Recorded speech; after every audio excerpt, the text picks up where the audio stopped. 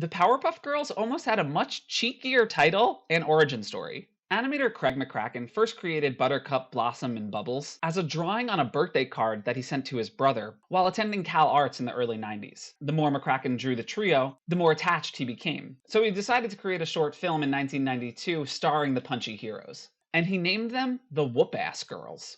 A name that would stick around longer than you'd think. In the eventual Cartoon Network series, it was Chemical X that created the Powerpuff Girls, but in McCracken's early shorts, it was something else entirely.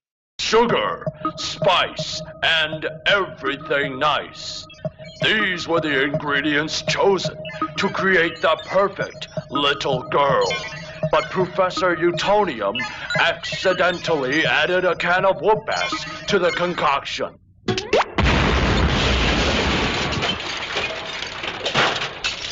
Thus, the Whoop-Ass Girls were born. McCracken left Cal Arts in 1993 to go work for Hanna-Barbera, but he kept working on the Whoop-Ass Girls.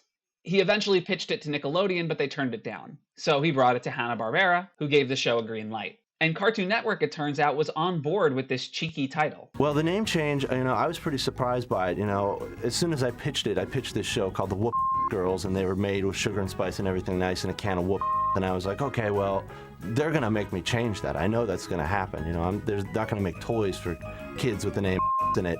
But surprisingly enough, the first show we recorded with, whoop in there, and it was the Whoop Girls, and it looked like it was going through, and I was shocked. I couldn't believe, they were letting me get away with this. But then at some point, I got that inevitable phone call where somebody said, marketers and cable programmers, don't want to show on the air with the word in it, and we're going to have to change it. So McCracken came up with the name the Powerpuff Girls instead, and he had to change that detail about the can of whoop-ass. The show would go through 2 pilots before eventually getting a full season run, and the rest is history.